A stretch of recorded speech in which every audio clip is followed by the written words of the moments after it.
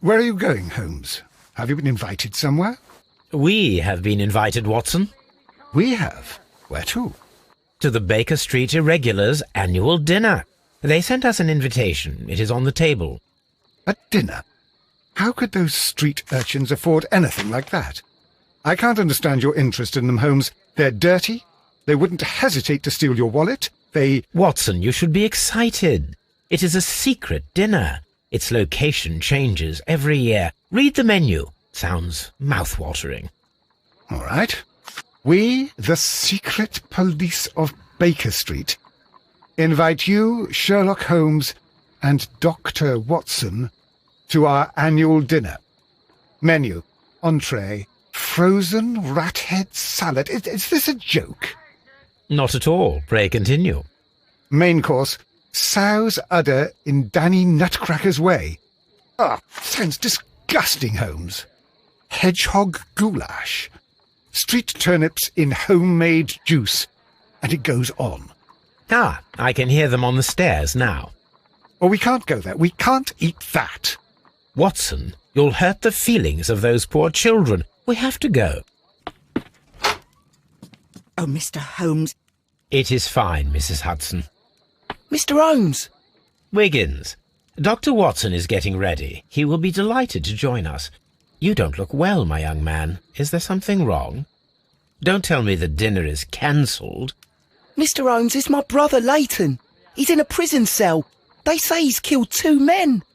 You have to help us, Mr. Holmes, 'cause I know he didn't do it. Where is he now? From what I've heard, they took him to the yard, and they gave him a good beating already. You know what they're like. They'll hang him. They won't look any further. Holmes, we have to help him. Well, and forget about the dinner? Wiggins, I'll take the case. You're fantastic, Mr. Holmes. I'll be waiting for you at the crime scene. You'll be there, right? It's on Half Moon Street in Whitechapel. Very well.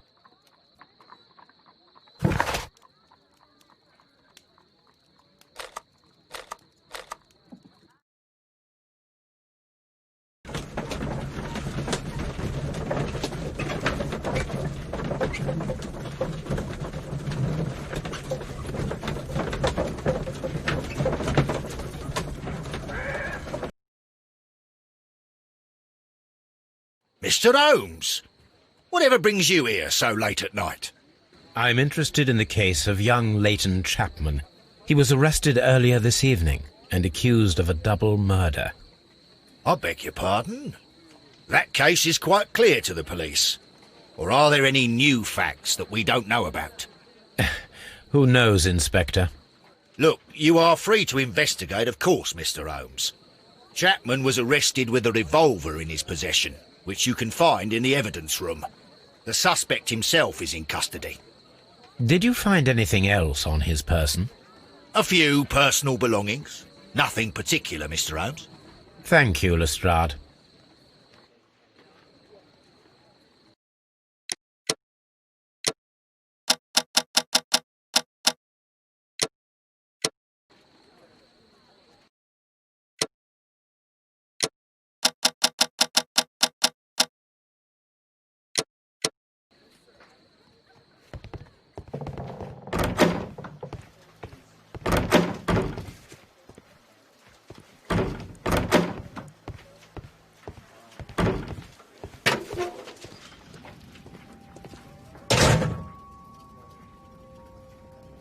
These cigarettes are filled with cheap tobacco. Nothing interesting. A cheap watch, bought with his own money, no doubt. So this is the gun that Leighton was holding when he was caught by the police. It is a Webley revolver, a reliable weapon.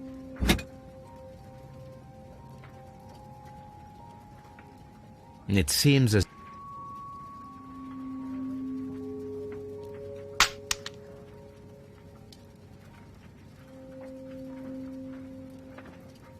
two out of the 6 shells have been fired.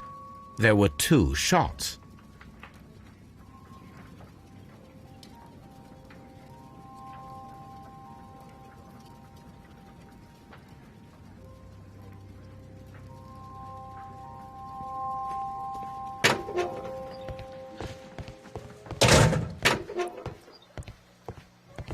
Please escort this suspect for interrogation. Good evening, Mr. Chapman. Who are you? I've got nothing to say. It's all a mistake. Calm down, Leighton. I have come here to help you. To find out if you truly are innocent, as your younger brother Wiggins has told me. My brother? You know him? Then that means you're... Sherlock Holmes. Oh, blimey. All right, Mr. Holmes. I'll tell you everything.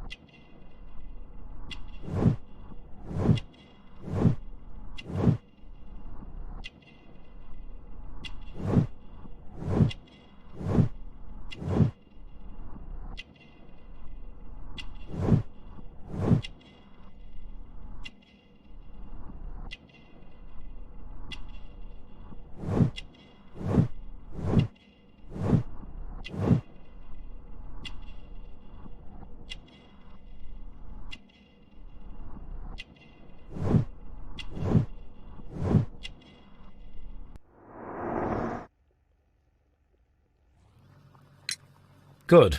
Tell me your account of what happened. I left my work, and I hurried up to see the fireworks in Whitechapel. I was late, so I decided to cut through Half Moon Street.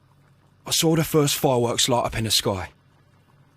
I bumped into a constable on a corner before entering Half Moon. Then suddenly, what with all the firework flare, I saw two men. They were both lying flat in the middle of the street. I stopped where I was. I thought about turning back to the police, but as I was thinking of that, I saw a third person. He was leaning over the body that was furthest from me. The second I saw him, he raised his head, and he stared at me. In a flash, I saw his gun, but he made a dash for it instead, and he escaped through Whitechapel Street. So you might still have had time to return to the constable. I panicked. I didn't know what to do. Anyway, I approached the bodies just to see if they were still alive. I saw that one had blood pumping out of his stomach. He was dying. It was horrible. The second one was already dead. He had a hole in his head. He was holding a gun in his hand, though. I took it, and then I followed the third man. Interesting. Pray, continue. I turned a corner, and I saw the man standing in the middle of the street. He seemed to be in some sort of panic. And then, Mr. Holmes, something strange happened. I told the police and they laughed at what I said, but I swear to you, my words are true. I started running towards him. But then I was blinded by a flash. It was so bright that I hardly saw anything for a good dozen seconds. But I kept running forward. As I arrived in Whitechapel, I heard a woman screaming. And then I was caught by the police. But there wasn't a trace of that man. Of course, then they found a gun and all that blood. I couldn't see the murderer escaping and all that mess. Perhaps I was still half-blinded at that moment. A thrilling account, my young man. Leighton, are you able to describe the person whom you saw standing in Half Moon Street? Well, I wasn't able to see his face at all. It was too dark, and he was too far away. I could see his silhouette. And what about that? Nothing so special. He was wearing a jacket. He was quite average in size and his weight. I see. Was there anything else that struck you at the time? No. But perhaps... It's strange, but I can't remember the sound of his footsteps as he was running away. Perhaps it was because of the fireworks or the surprise of me seeing him. We shall see you soon, young man.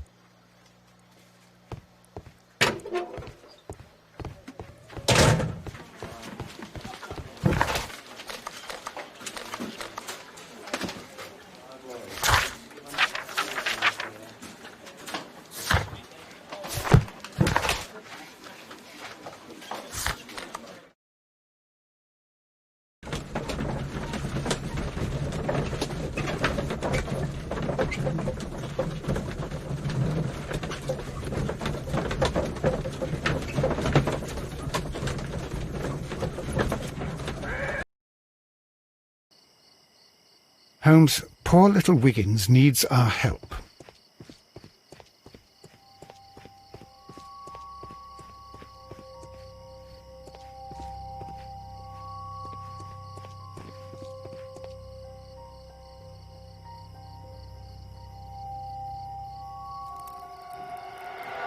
Please, gentlemen, leave the scene now.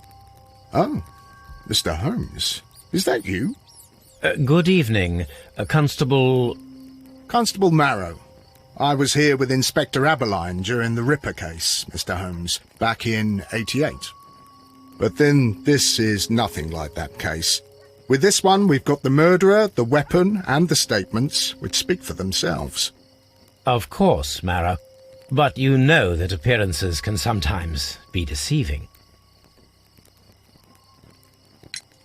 Who were the victims? The two men here, both shot. The stabbed fellow was Brian Vercotti, a well-known ruffian. The other, Kenneth Butler, a jeweller by trade. You spoke of statements. You have witnesses? Well, I was there, so I gave my own statement. And then there were two other witnesses who said they saw the killer Chapman. Mr. Turner, a gentleman who lives in that flat over there. And Polly Powell, a flower seller, who was over at the far side of the street. So, Constable Marrow, I should be delighted to hear your testimony. I was standing at the north side of Half Moon Street. That was the side that you came from. But you would have been unable to observe this part of the street, where we are standing now. That is correct. But I saw the two victims slowly enter Half Moon Street, and then shortly after, the fireworks started. A few minutes after that, the fellow Chapman rushed towards me and ran into Half Moon Street. Please continue.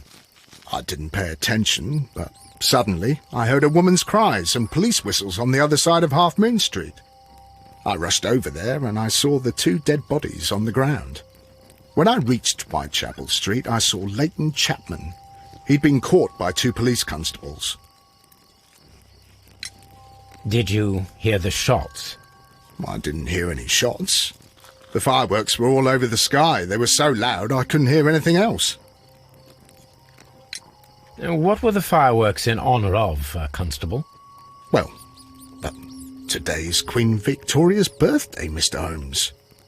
Ah, yes, I appear to have lost track of the days. It is May now, of course. Constable Marrow, what else caught your attention while you were running through Half Moon Street? I saw nothing but rats, and I took the time to light every corner with my lamp.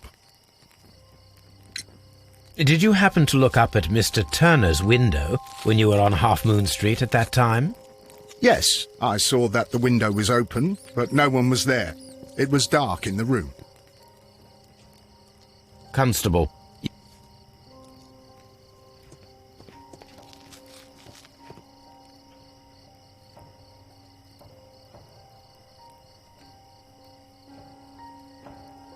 A tattoo from Westgate Prison.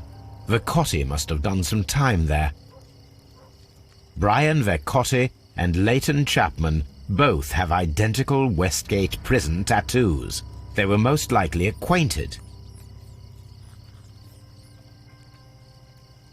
He tried to stop the bleeding with his hand.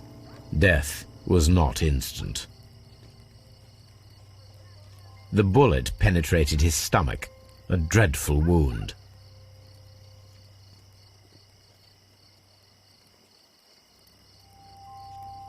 Brian Vercotti suffered greatly. What a terrible way to die.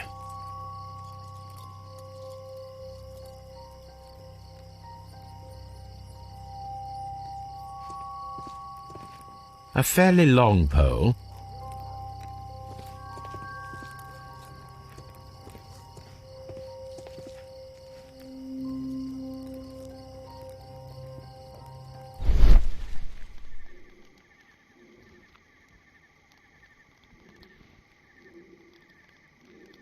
A piece of wood that has stuck between the cobblestones.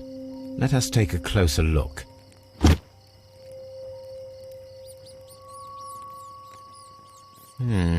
This shard of wood is quite new.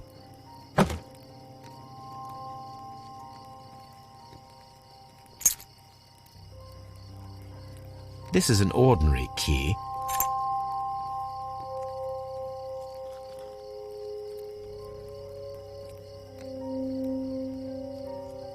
The bullet struck his head. This man didn't stand a chance.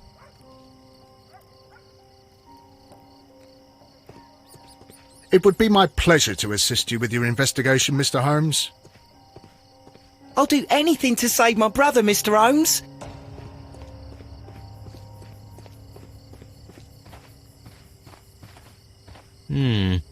This mirror is turned toward Mrs. Powell? What do you want? My name is Sherlock Holmes. I'm assisting the police with their investigation of the crime that took place this evening. Well, I've already gave my testimony, but very well. Could you tell us everything that you may have seen or heard? Yes. I was selling my flowers as usual, and then the fireworks began, in honour of Queen Victoria. I enjoyed those. But then, all of a sudden, a young lad ran out of Half Moon Street and stopped just by me. He had a gun in his hand. He was like a ghost, and all covered in blood. It was dark, but I could see him, because of the flashes from the fireworks. And then? I screamed as loud as I could. I knew that a policeman should be on duty in the vicinity. He had no time to escape. 2 constables got him. Then another constable came out from the very same street, and I heard him talking of a horrible murder. Mrs. Powell, did you hear the gunshots? I'm not sure. You know, what with the fireworks? Did you see anyone else leaving Half Moon Street, prior to or at the time of the crime? No, sir, I did not. Even with all the fireworks, I was very attentive, as I'm always on the lookout for customers. My thanks to you, Mrs. Powell. I suppose that I shall have to move my stool now. Mr. Holmes, did you see my brother?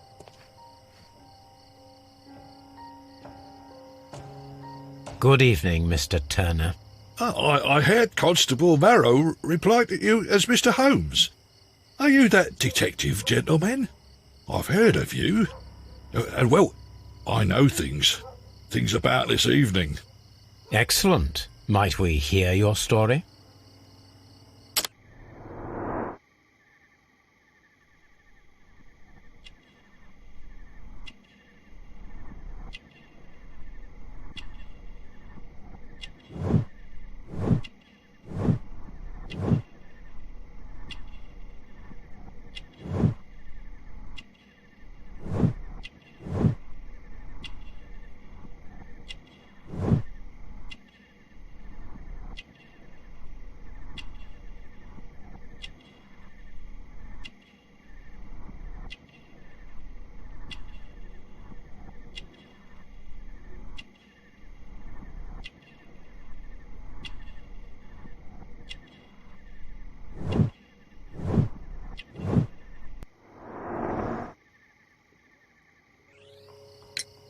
Could you tell us everything that you may have seen or heard?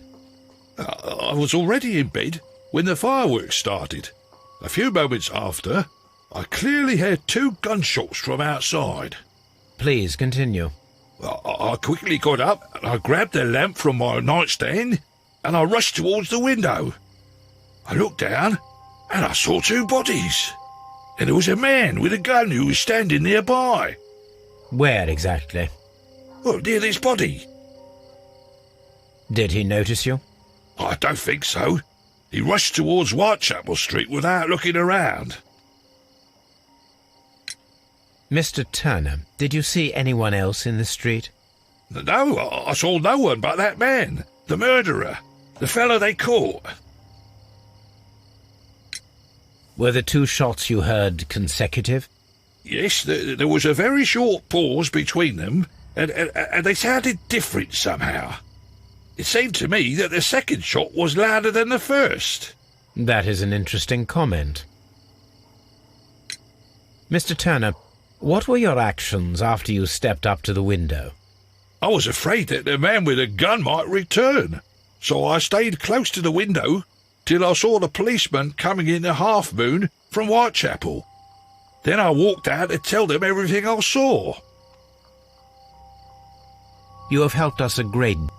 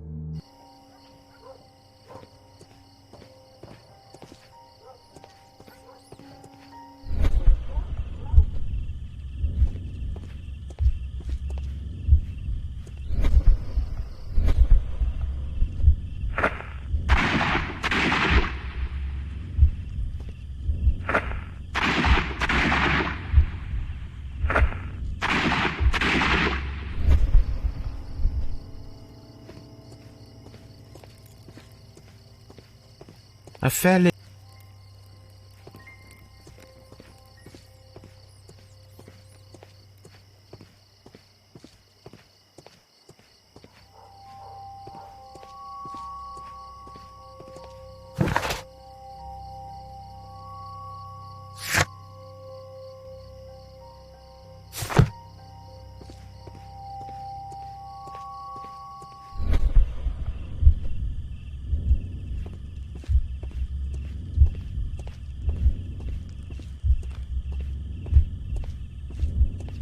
I am unable...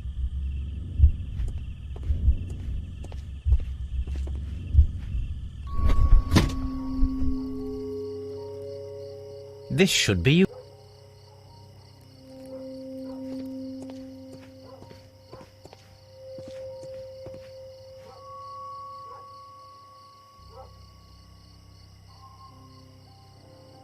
This is most definitely a bullet hole.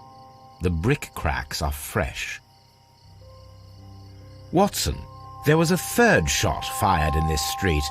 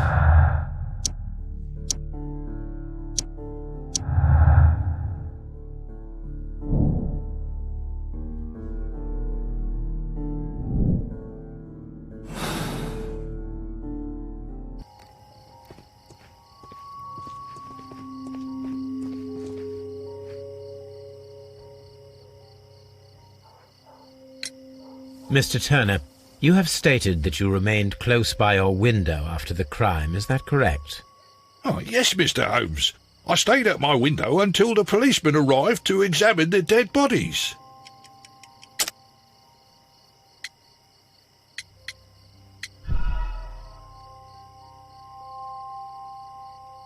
Oh, yes, Mr. Holmes.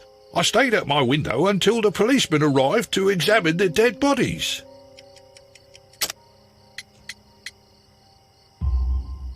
That is very interesting, Mr. Turner. Constable Marrow stated that he did not see anyone at the window when he was running through Half Moon Street. Well, I think Constable Marrow and me, we might have been distracted by the whistles and shouts coming from Whitechapel. We could have missed each other somehow. You understand what I mean? It was a bit of a stressful moment, to tell you the truth, sir. Allow me to form my own theories, Mr. Turner. Would you mind showing me the view that you had from your window? Not at all, Mr. Holmes. Please, follow me. Mr. Turner appears to live very modestly.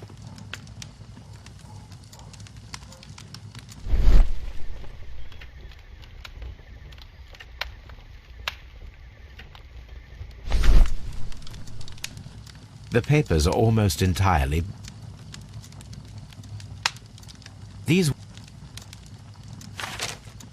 This fire is dying out.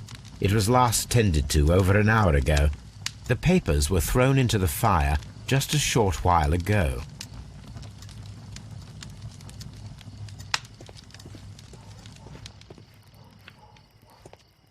Mr. Turner was roused from his bed by the sound of gunshots.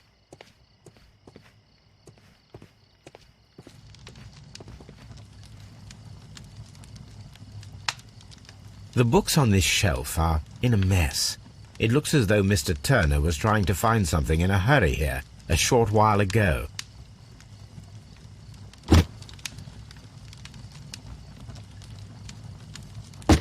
A perfect match. So, Mr. Turner broke his stick when it became stuck.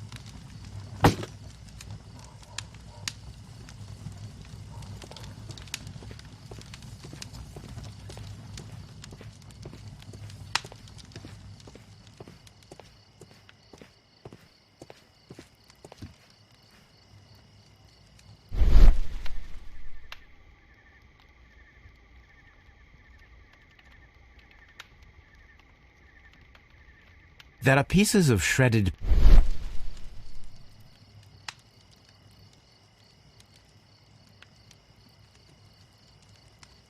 This kitchen knife is quite sharp.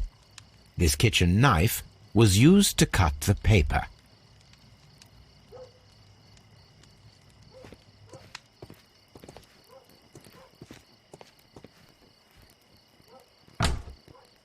So, that's the view Mr. Turner had when he opened the window.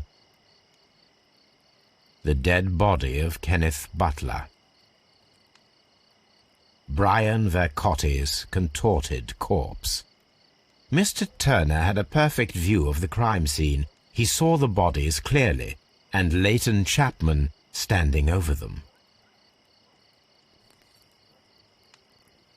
Anything else?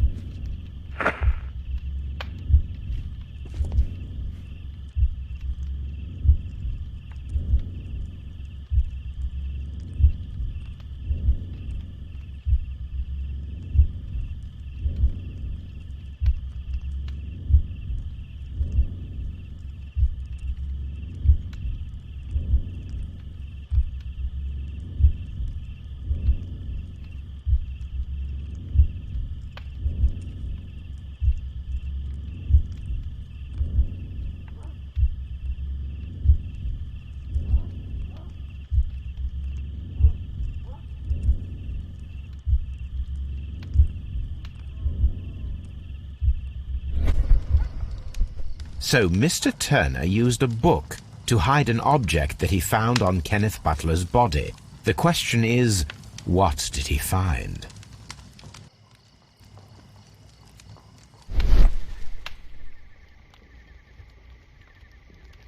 I can see print. Well now, what a find! A precious jewel, concealed inside a book. A bracelet with a unique ram's head design, a distinctive feature of ancient Grecian artifacts, probably of the Hellenistic era.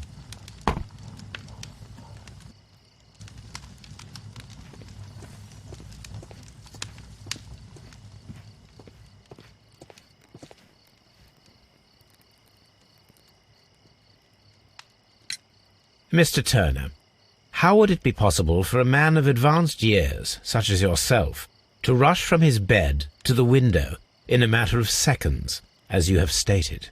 Well, I'm able to move very quickly, despite my age. And when the situation requires it, Mr. Holmes. I highly doubt that, Mr. Turner. I observe that you suffer a severe limp due to your injured right leg. It would have taken at least 10 seconds for you to approach the window. That means you could have easily missed something or someone in Half Moon Street during that time. You're right, Mr. Holmes. I could have missed something. But it did seem to me that everything happened so quickly. Time can pull tricks on you. And what of everything else that you told us? Mr. Turner, it is vital that we have your complete and true statement. Mr. Holmes, I do assure you that the other things I said were most sincere.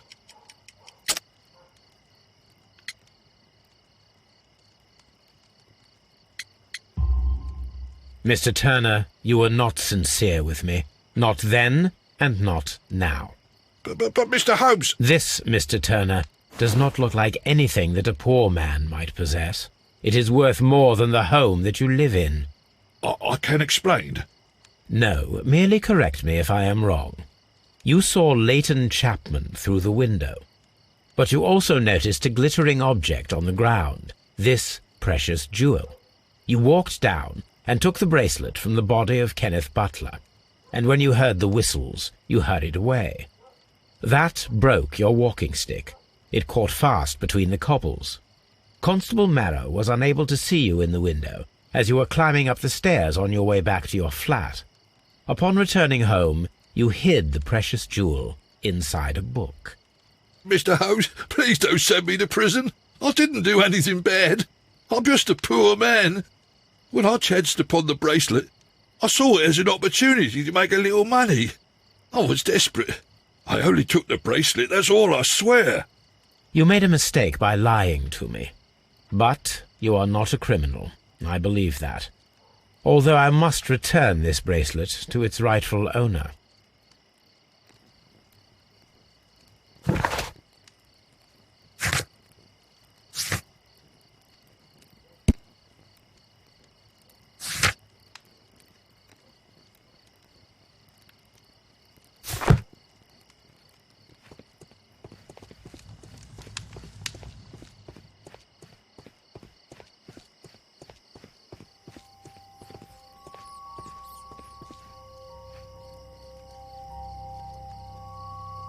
Constable Marrow, I would value your assistance in this investigation.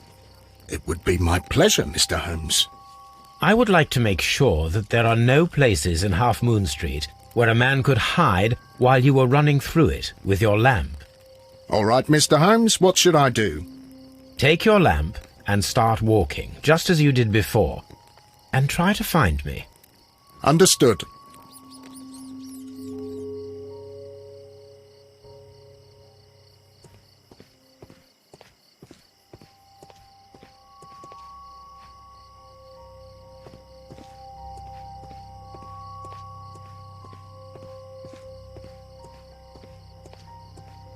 I can see you very well, Mr. Holmes. All right, Constable. Let's try again. I'll find another place to hide.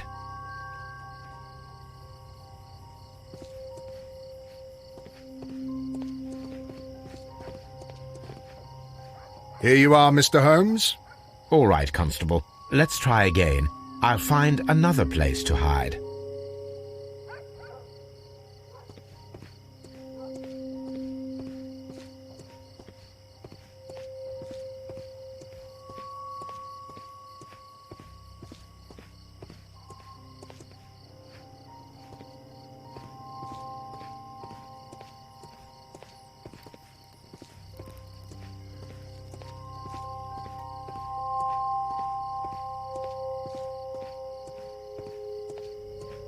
Mr. Holmes, It is obvious now.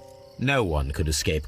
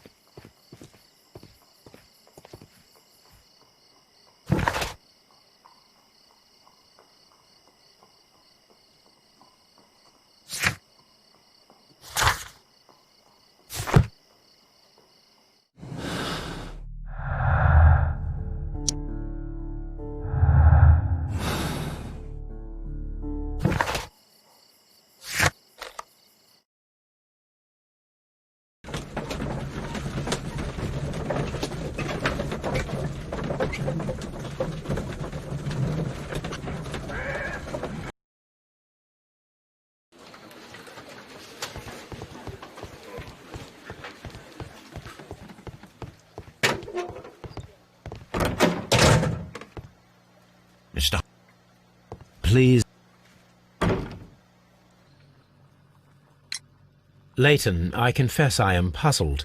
Why should a young lad like you take a gun from the hands of a dead man and set off in pursuit of a probable killer? I know. I keep wondering that, but at the time it was like a reflex. A criminal ought to be arrested, and he was armed. You were willing to risk your life. That was a little foolish, unless you wanted revenge. No, Mr. Holmes. I was just being brave and stupid. I'm sure that you were, but I believe that you may have recognized one of the victims, Brian Vercotti. You knew that gentleman well, did you not? However could you know that? You have a typical tattoo of the Westgate Brotherhood upon your hand. I observed exactly the same mark upon Mr. Vercotti. You came to know him from your sharing a past prison sentence. Am I correct, Mr. Chapman? Oh, God. You're right, Mr. Holmes. Would you tell me a little about Brian Vercotti? We were convicted for a robbery. Once in prison, both of us joined one of these fraternities. During that year, we tried to help each other out, you know? You were quite young then, I believe. Yes, Mr. Holmes, we were. We'd only stolen a pound of meat.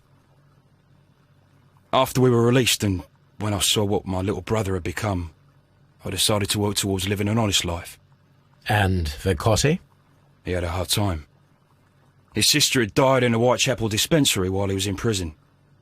He had no family anymore. Our paths split. He fell back into crime. So you lost him? Yes. And for around 2 years, I heard no news of him at all. We shall see you soon.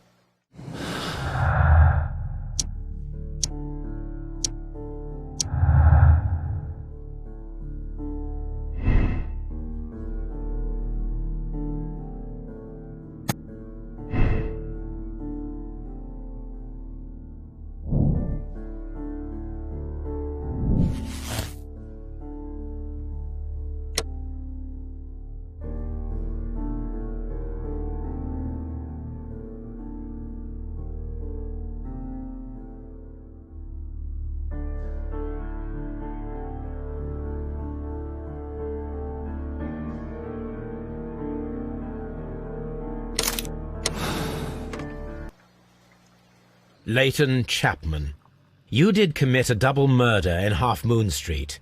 It was due to a long-held grudge against one of your victims, Brian Vercotti. However, your brother Wiggins came to me.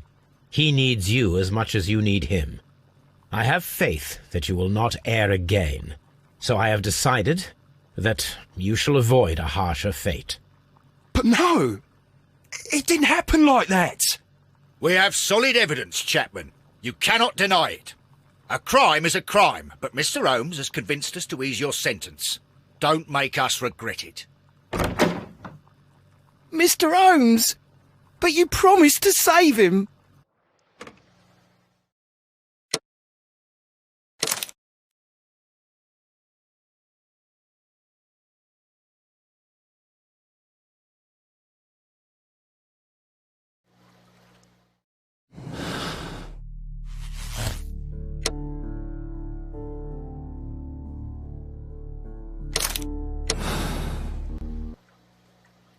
Leighton Chapman, you did commit a double murder in Half Moon Street. It was due to a long-held grudge against one of your victims, Brian Vercotti. However, your brother Wiggins came to me. He needs you as much as you need him. I have faith that you will not err again, so I have decided that you shall avoid a harsher fate. But no! It didn't happen like that! We have solid evidence, Chapman. You cannot deny it. A crime is a crime, but Mr. Holmes has convinced us to ease your sentence. Don't make us regret it. Mr. Holmes! But you promised to save him!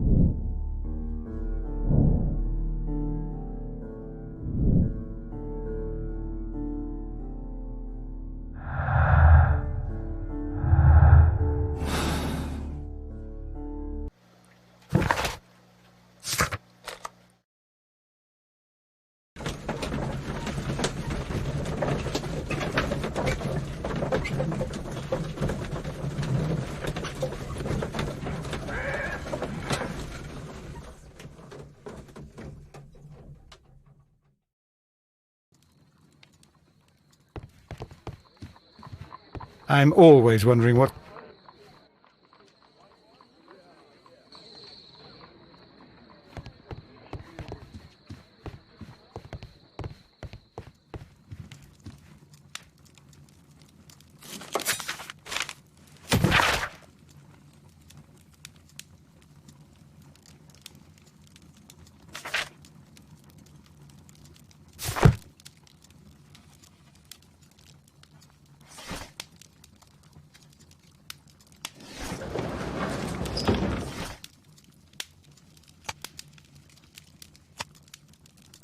That is not the one I need.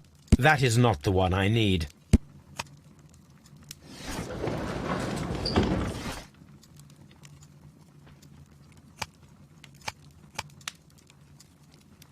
That is not the one I need.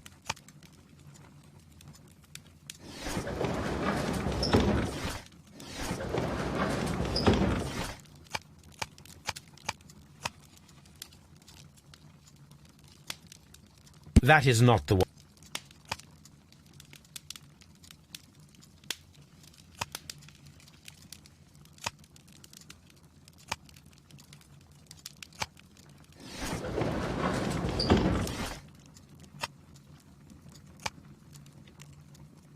That is not the one I need.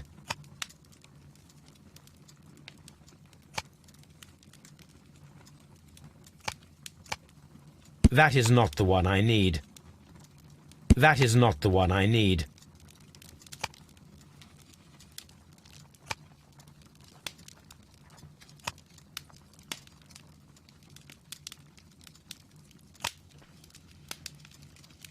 That is not the one I need. That is not... Here it is. I need to continue my research in my archives.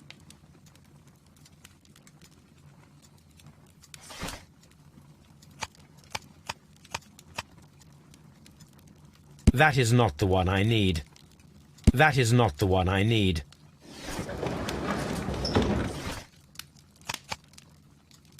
That is not the one I need.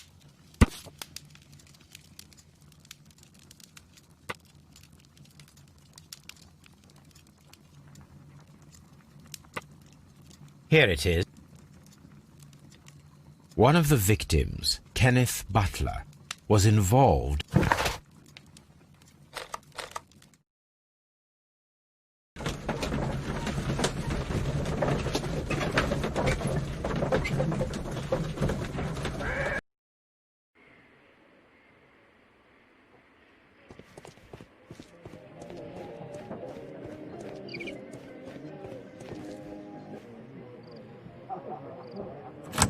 Mr. Butler's key.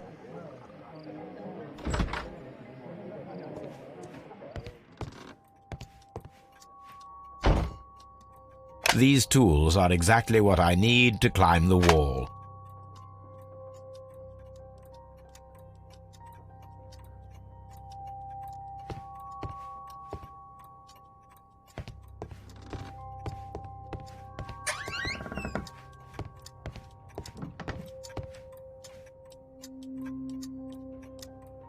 This is exactly what we need in order to imitate the flash of the fireworks.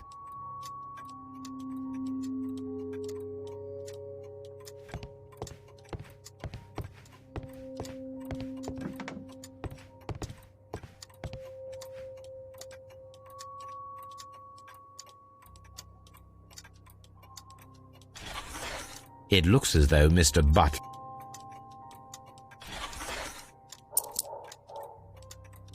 The ram's heads. This necklace belongs to the 5 Rams of Mittelin collection. Interesting. That means that Kenneth Butler owned a part of this collection all this time, 10 years after the theft.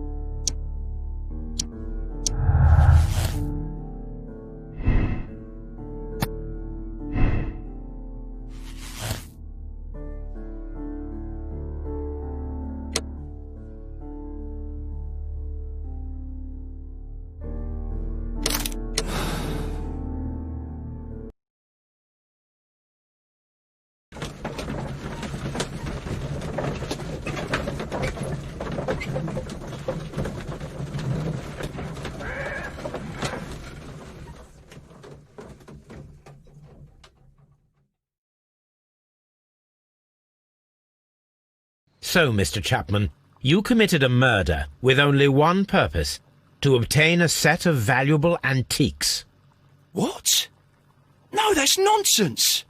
The only question that remains, where is the missing ring? I don't know. I didn't do it. You are a clever one. Do you think that this secret will spare you the gallows or prison for life? Mr. Holmes, but you promised to save him.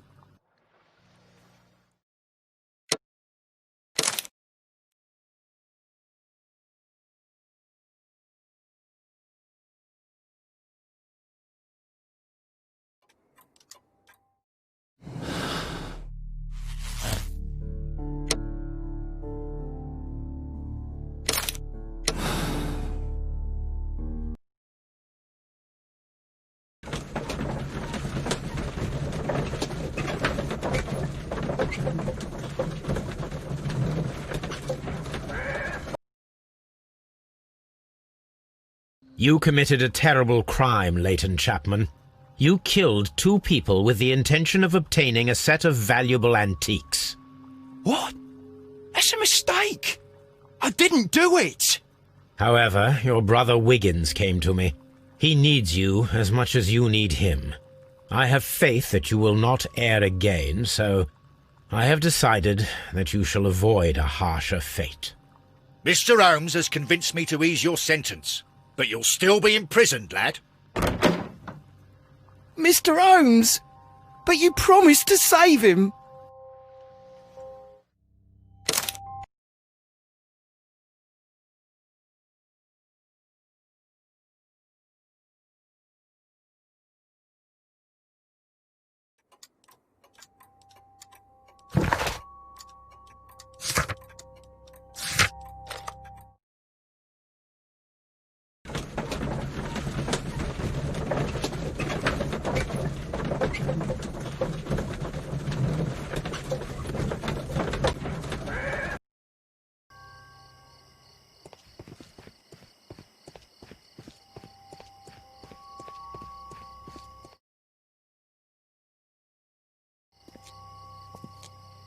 What's up with you, lad? What are you waiting for? I'm waiting for my brother to be released. Your brother? The one that you caught, beat up and imprisoned. Ah, the murderer. He ain't killed no one, copper. Watch your mouth, lad, else you'll be joining that worthless brother of yours.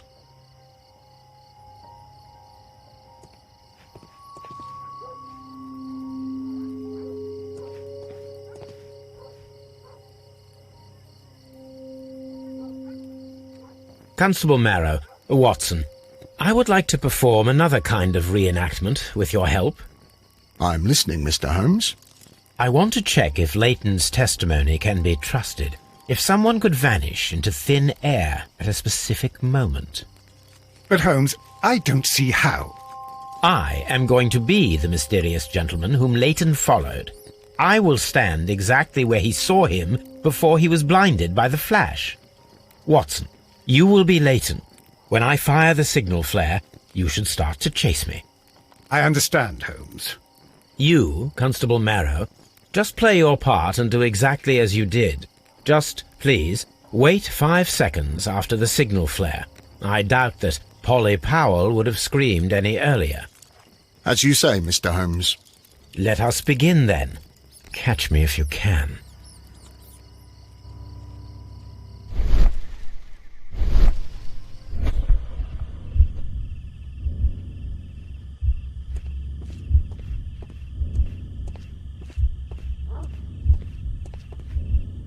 This wall is cast in...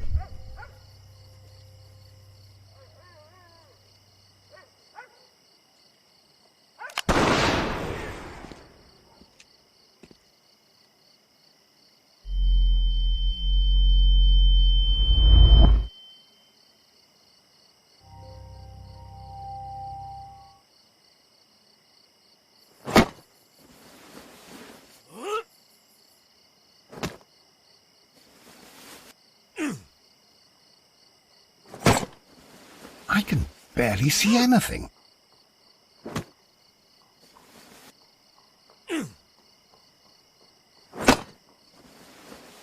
Holmes? Are you there?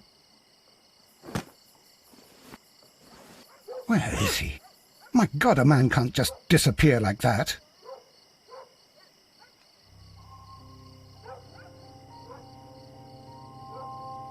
Holmes? Holmes? Where are you? I cannot see you, Mr. Holmes. Dr. Watson, it seems that Mr. Holmes has disappeared. Don't worry, gentlemen, I am up here, above your heads.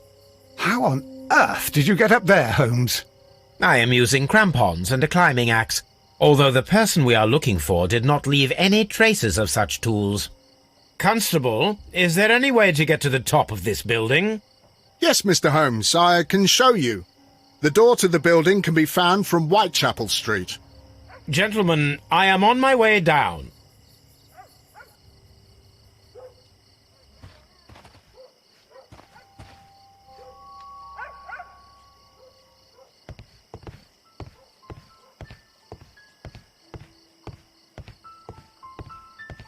These shards of glass are from the window above.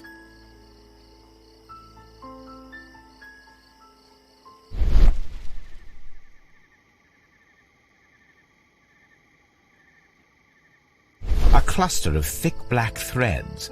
They're unusually strong. I should examine them under the microscope. It's empty. Someone broke through the window to get inside the attic, but in his haste he ripped his jacket. We can conclude that the person whom Leighton saw climbed up the wall, broke into the attic window, and escaped through the hatch.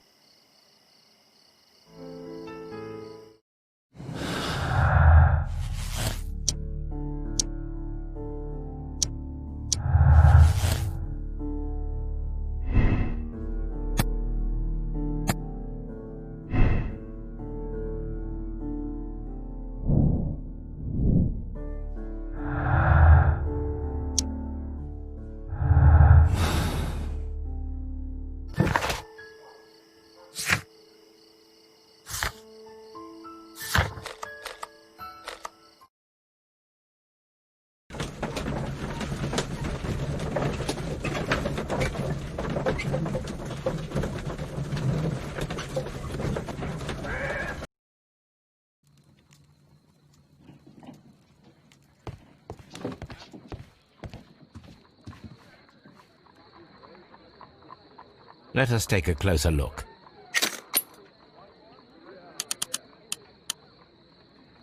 It is not a thread, but a hair. I very much doubt that it is human. I need to compare this sample with a human hair and a horse hair. A shaving brush is usually made from horsehair. Watson, could you please pass me your shaving brush? Here you are. Watson, look, what's outside the window? Where? I don't see anything. Ouch! Holmes! Oh, don't make such a fuss. One little hair.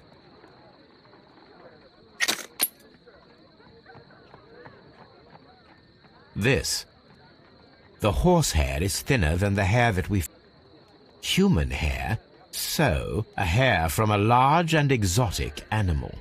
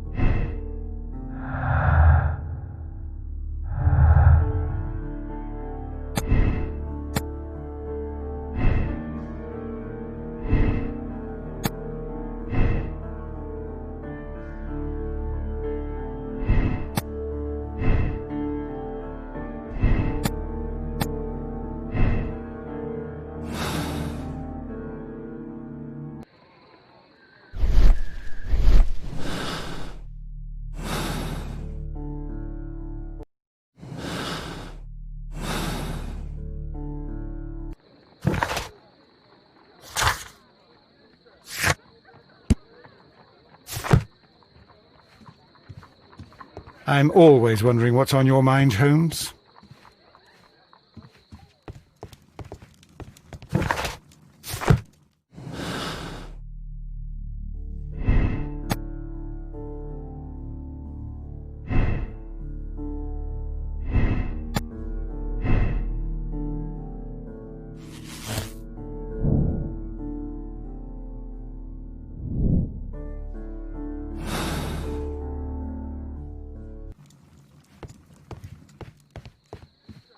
Wiggins is currently at...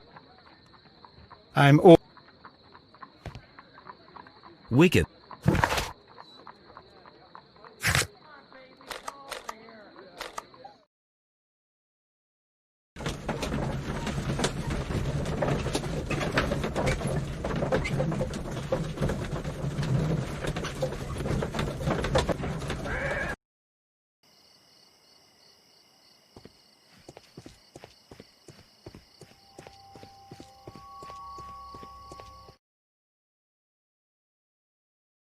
Why are you looking at me all the time like that? I'm just watching you, lad. I never know what to expect from people like you. People like me? Yes, street beggars and thieves. I ain't a thief. Oh, no? Then where did you get Whatever it is that you're gnawing on, I very much doubt that you bought it. What ain't seen can't hardly be stolen. It would be my pleasure to assist you with your...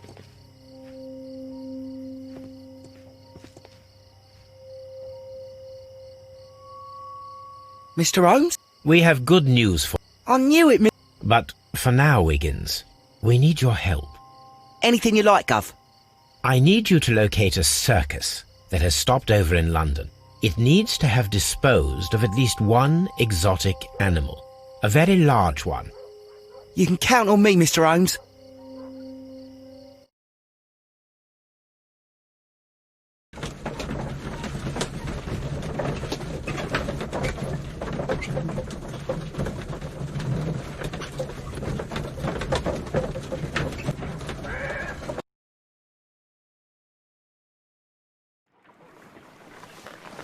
I do hope that those children don't get into trouble, Holmes. Don't worry, Watson. I predict some news in 7 seconds.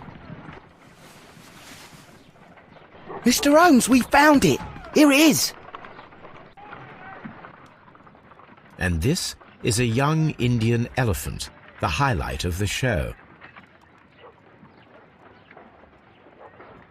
Duval Brothers, a well-known travelling circus that is currently stopped in London. I believe that is exactly the type of circus we are looking for. I'll pay it a visit.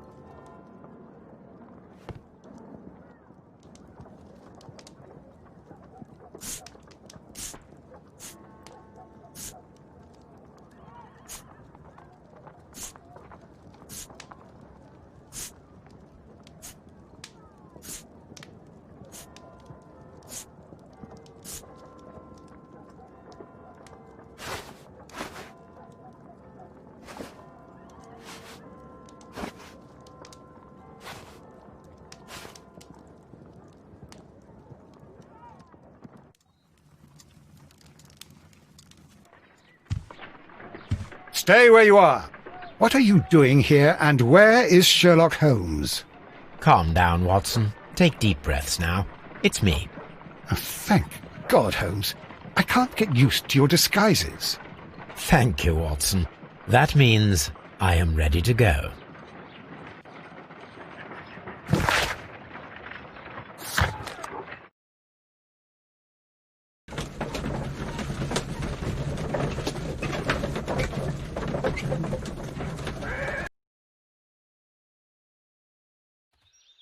Aye, you! Stop right there. Good morning, sir. Pardon me, but why am I not allowed to walk around here? Because it's private. Well, I only wanted to meet the artistes. You're wanting to apply for... Nah, you don't look like the type of, artistic lockpicker that we're looking for. You might be surprised. What? Nah, I don't think so. Clear off. Charles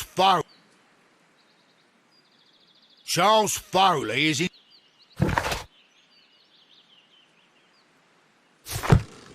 You're a bit slow to catch on.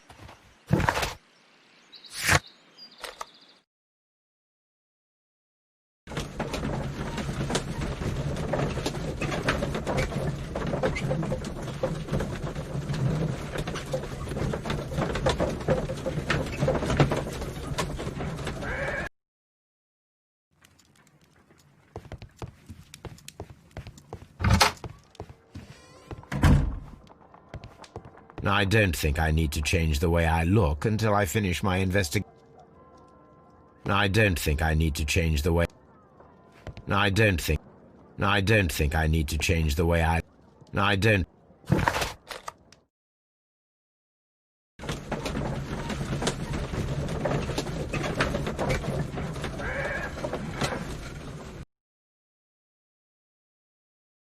Who are you? My name... Talented, eh? Let's see. Go inside the marquee and show yourself to Charles Foley. And I'd highly advise you not to trick him. Got that? I've got it. Charles Foley is inside the marquee.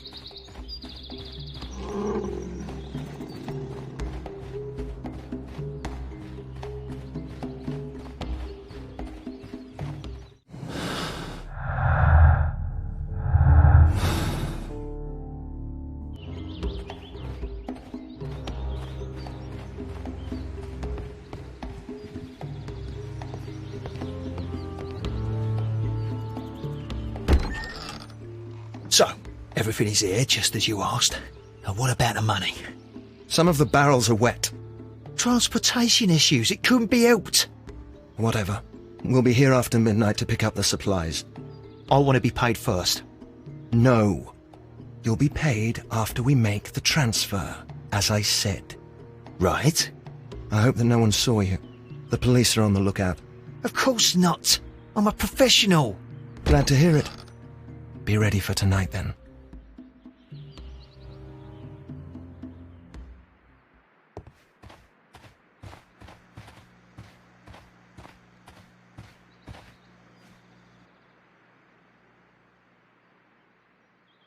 That's a picture of a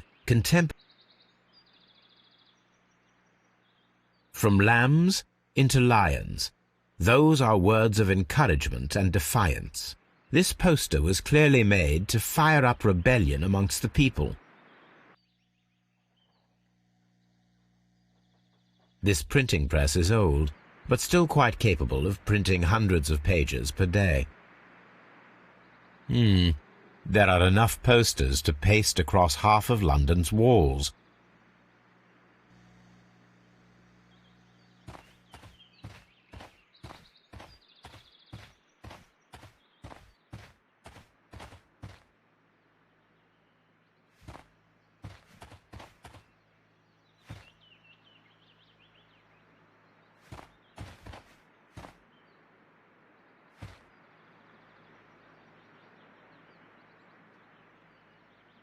This wooden barrel. There is a spot on this barrel that was intentionally painted out. The crest of the Honourable Artillery Company. Could it be gunpowder? I need to be sure.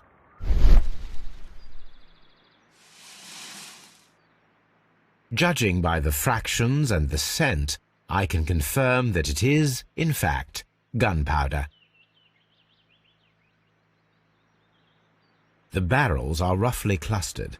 It seems as though they were brought here in a hurry. Powder kegs, a printing press, and a great many blank papers. All of this was stolen by the Merry Men quite recently. And these poster samples. I am quite sure it is not a coincidence. The Merry Men are planning some sort of sabotage. Stop right there. Who are you? Are you Charles Foley? Maybe. They say that I can open any door. Do they now? We'll see that lock near the chains on the table over there. Open that.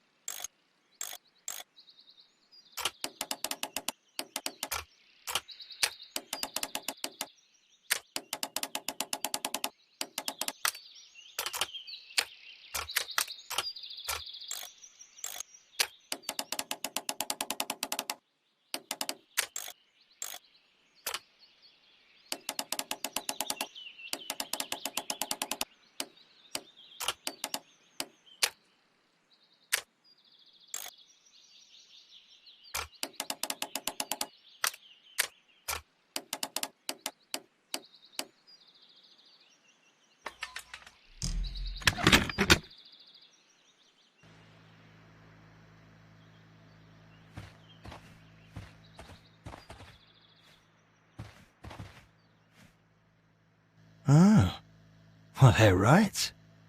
What's your name? Nigel Shirley, from York. Ah, Nigel from York. Never heard anything about you. How'd you hear about me?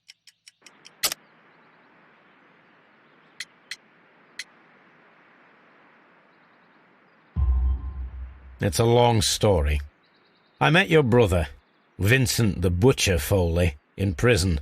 He told me all about his betrayal and all about you. Before I was released, he told me that you might find a job for me one day and pay me some money for me craft. Well, he died. 7 days ago, in prison. I'm sorry to hear that. That's all right. The traitor has paid the blood price for it. And you'll do the job anyway, 'cause I need a talented lockpicker. I know just where to search for his legacy. It's all about the Hellenistic treasures, isn't it? Osh, you fool. Now, listen up. You'll come with us tonight, and you better mind yourself. Us? Wait, who's coming then? Billy, Jack and me. And what will I get for that? We'll share the loot. The one you seem to know about. Right. Wait for us at the abandoned manor house on the corner of Ladbroke Grove and Kensington Park Road at midnight. Deal.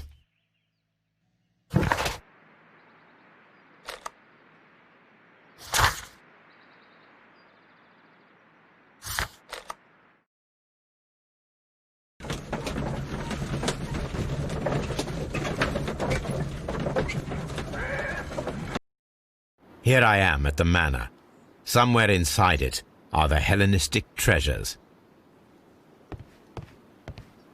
This lock is quite...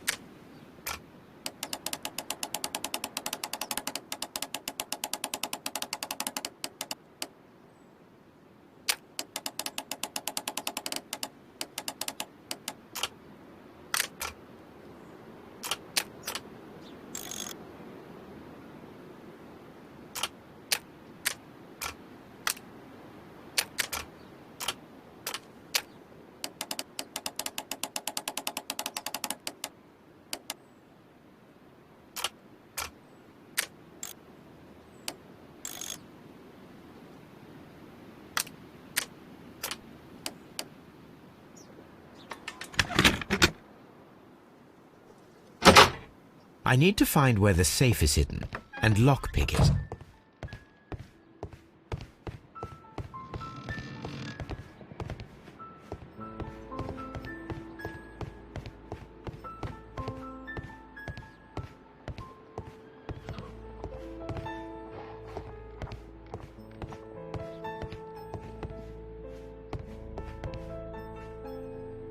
This cupboard is an absolute mess.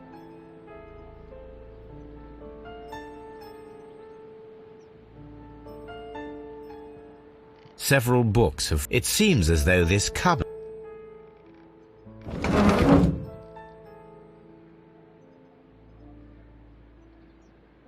So, that's the lock I must open tonight. Let me see...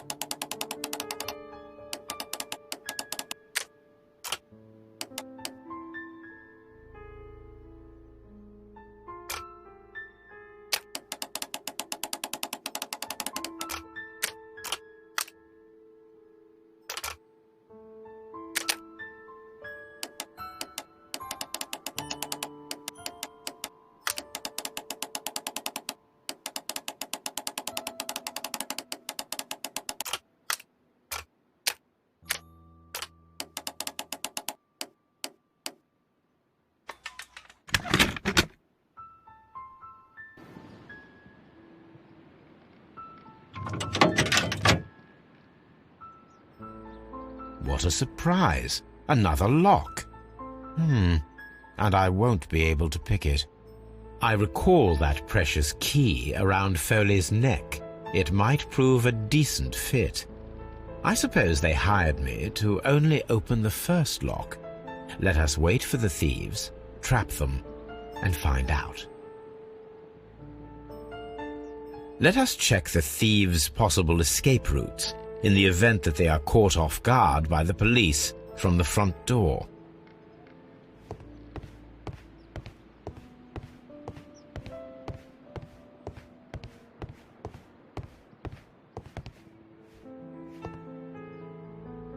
What a...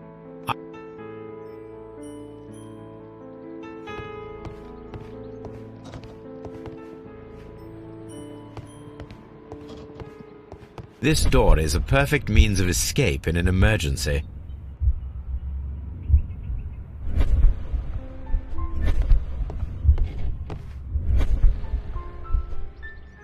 This door...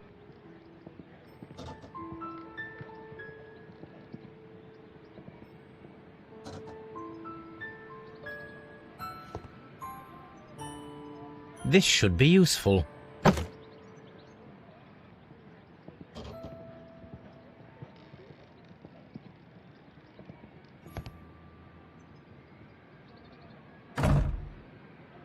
The door is now blocked. The door...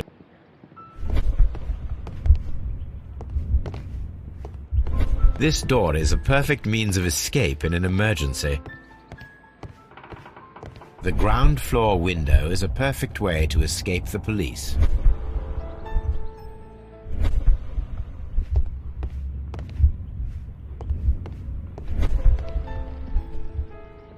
This works very well. No one will escape through this window now.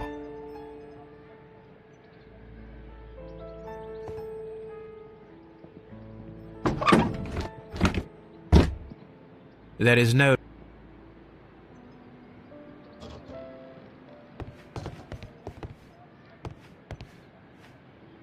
This should...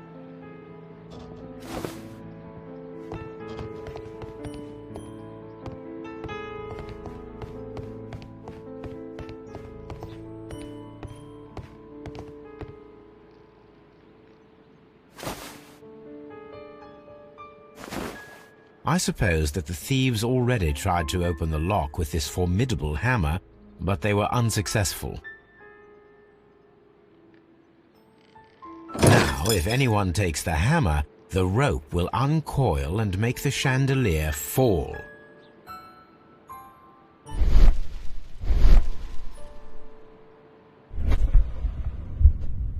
If he runs through the dining room and takes a sledgehammer to force open the door, the chandelier will knock him down.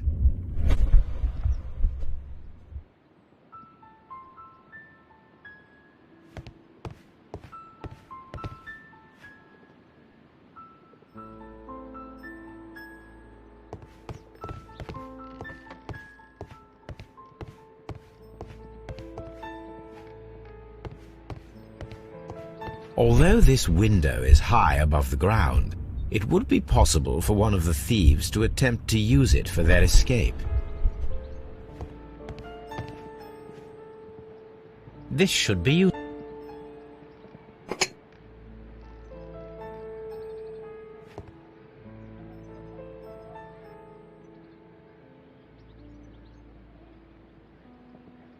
One step on these beads, and our thief will go flying. I should walk carefully here, else my plan will be ruined.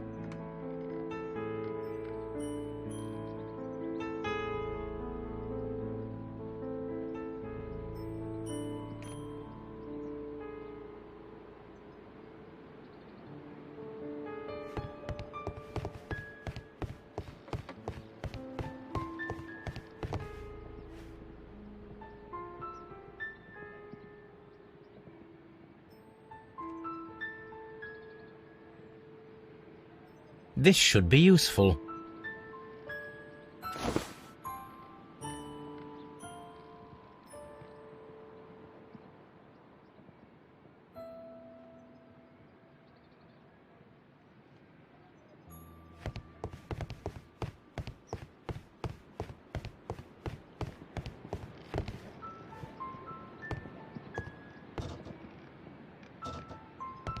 Now, it's not an open hatch, just a nice carpet on the floor. I should walk carefully here, else my plan will be ruined.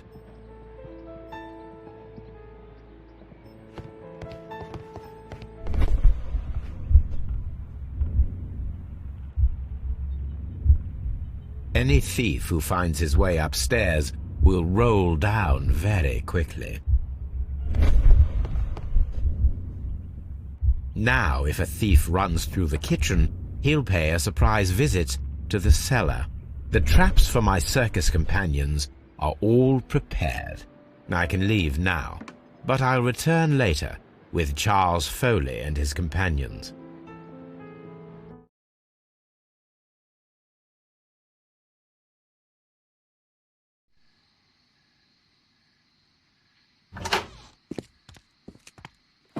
Police! Police!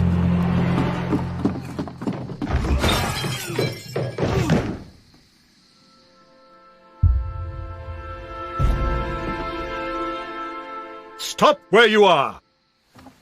Where are they? Trapped, Watson, with your assistance. How so? Oh, you sounded just like a real bobby, my dear fellow. You startled them into the traps. I did? I assure you, Watson, it was quite an entertaining show. They will not escape the house now. You scum! And this is the pistol used for the murder in Half Moon Street. How'd you know about that?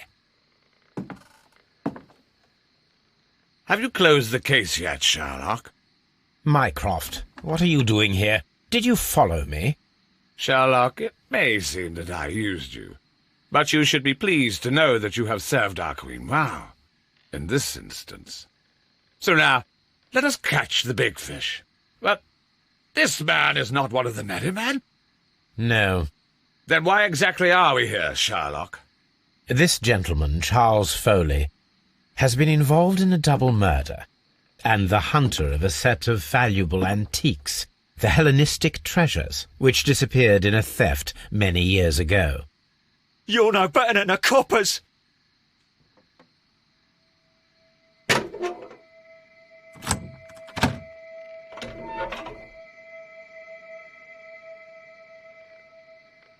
Holmes, that is incredible. The Hellenistic treasures. Indeed. Nothing but trifles. Where are the merry men? I don't know why you are asking me, Mycroft. They are yours to find. I'll see you soon, dear brother.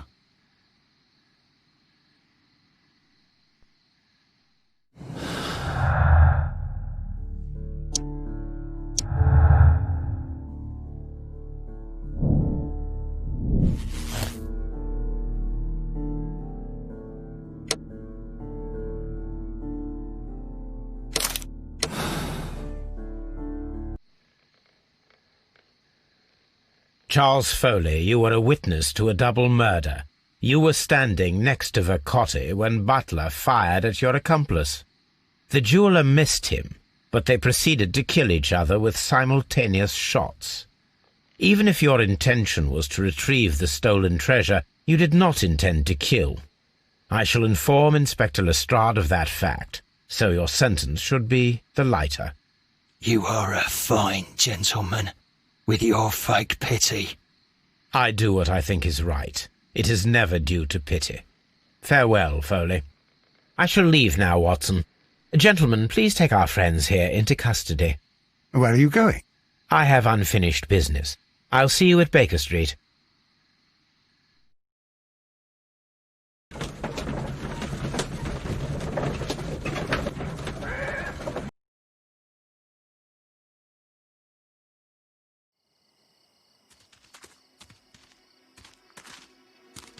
Be careful with the lamps.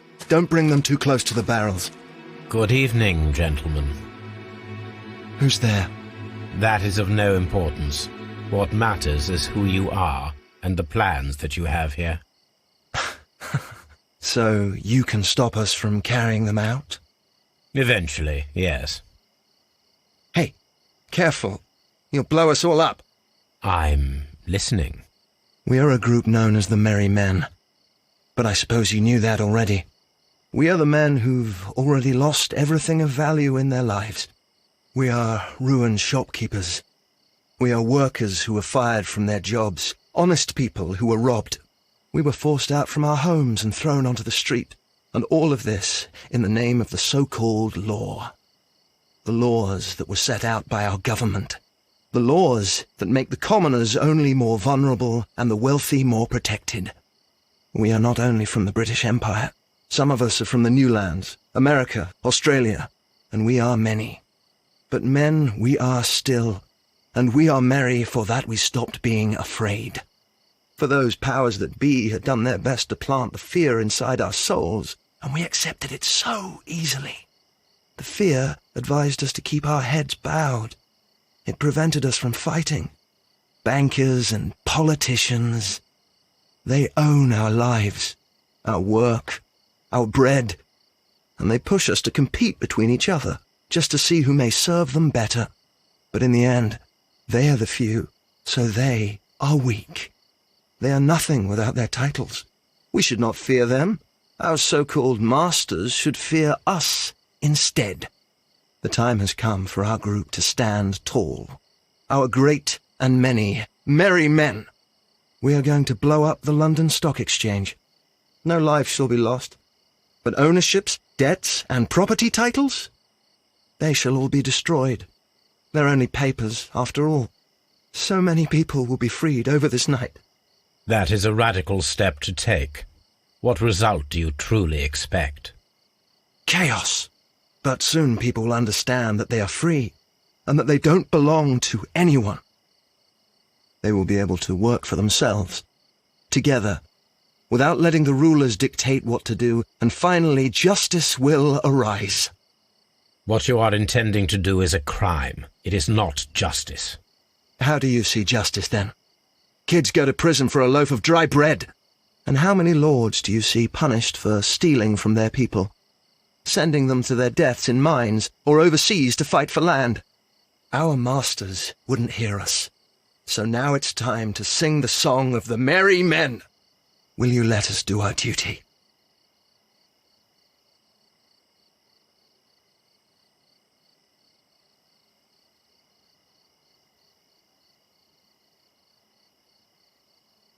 When people fight the order, they are too blind to see the consequences that throw society into chaos. I shall stop your actions, but not you. Run. Now!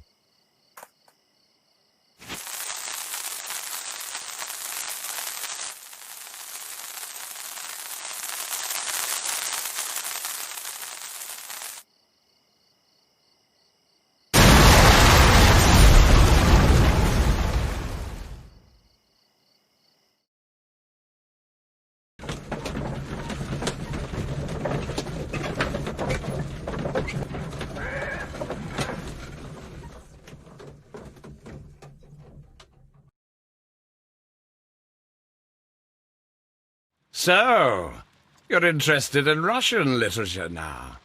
Quite, lately. It is an interesting book. I remember a few lines. Really? I tried reading it myself, but I had a hard time understanding it. Yes, Doctor. It's about intelligence. Sherlock, I vaguely recall one of the lines. Sometimes it takes something more than intelligence to act intelligently. There were also a few words along the lines of, pain and suffering are always inevitable for a large intelligence and a deep heart. Tell me, Doctor, does my brother show any signs of pain or suffering? Not that I know of. Because you see, Doctor, behind all of his masquerade, my brother does possess a deep heart. So deep that he does not recall where he places his love. Well, I'm sure that...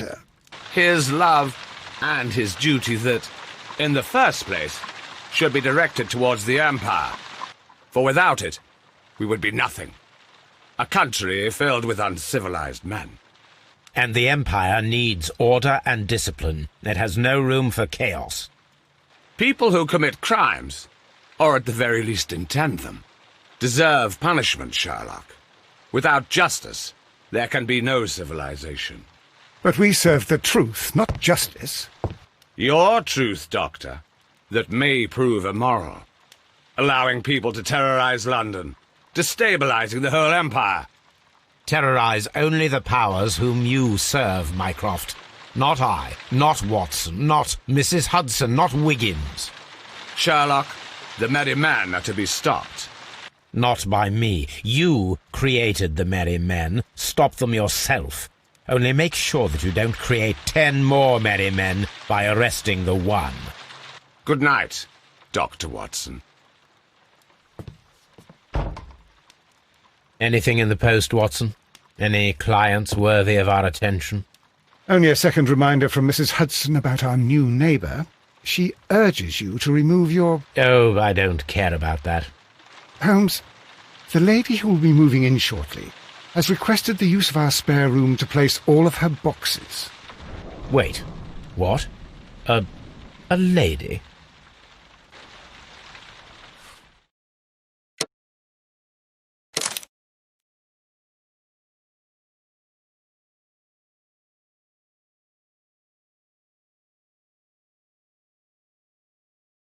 Don't move, you flim-flammer.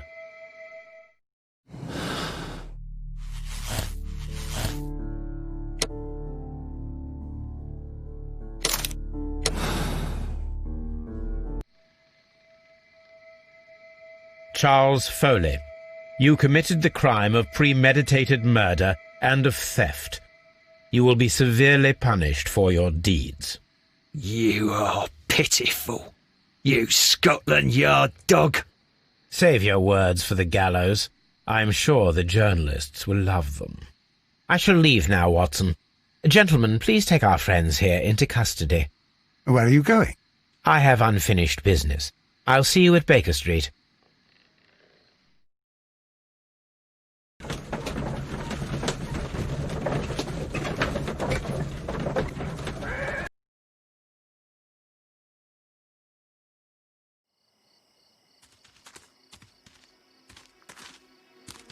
Be careful with the lamps. Don't bring them too close to the barrels. Good evening, gentlemen. Who's there? That is of no importance. What matters is who you are and the plans that you have here. So you can stop us from carrying them out? Eventually, yes. Hey, careful. You'll blow us all up. I'm listening. We are a group known as the Merry Men. But I suppose you knew that already. We are the men who've already lost everything of value in their lives. We are ruined shopkeepers. We are workers who were fired from their jobs, honest people who were robbed. We were forced out from our homes and thrown onto the street, and all of this in the name of the so-called law. The laws that were set out by our government. The laws that make the commoners only more vulnerable and the wealthy more protected. We are not only from the British Empire. Some of us are from the New Lands, America, Australia, and we are many. But men we are still, and we are merry for that we stopped being afraid.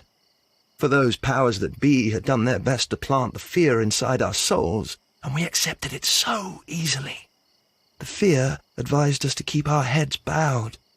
It prevented us from fighting. Bankers and politicians... They own our lives, our work, our bread, and they push us to compete between each other, just to see who may serve them better. But in the end, they are the few, so they are weak. They are nothing without their titles. We should not fear them. Our so-called masters should fear us instead.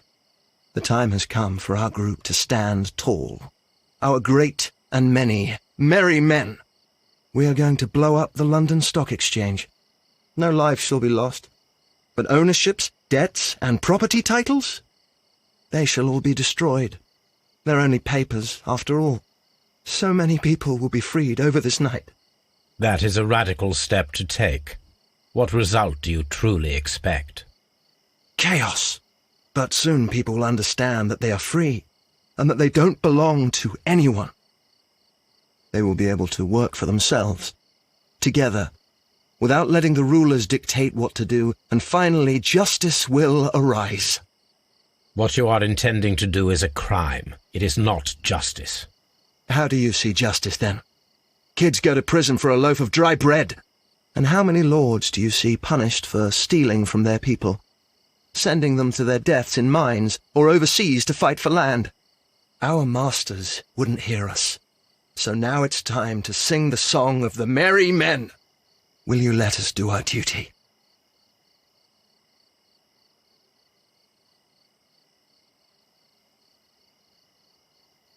When the law serves only the few, it can no longer be trusted. Every man is equal, and he has a right to choose his own way. I shall not stop you.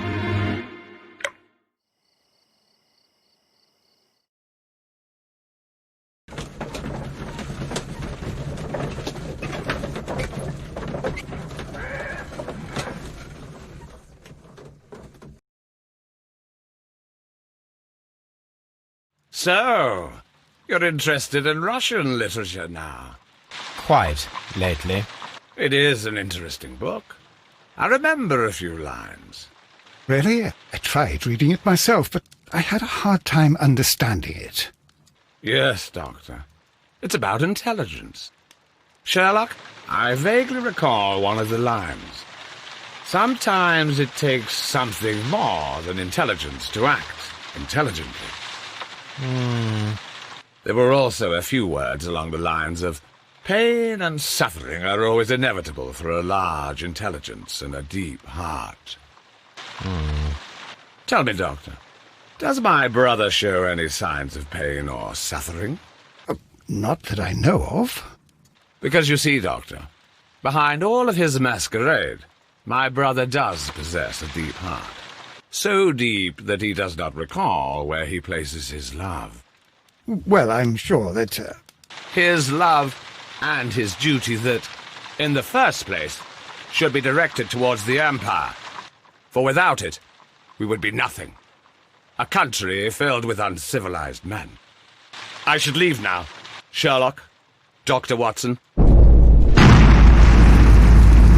Holmes, what just happened? What was that? The start of a new world. Anything in the post, Watson? Any clients worthy of our attention? Only a second reminder from Mrs. Hudson about our new neighbour. She urges you to remove your... Oh, I don't care about that. Holmes, the lady who will be moving in shortly has requested the use of our spare room to place all of her boxes.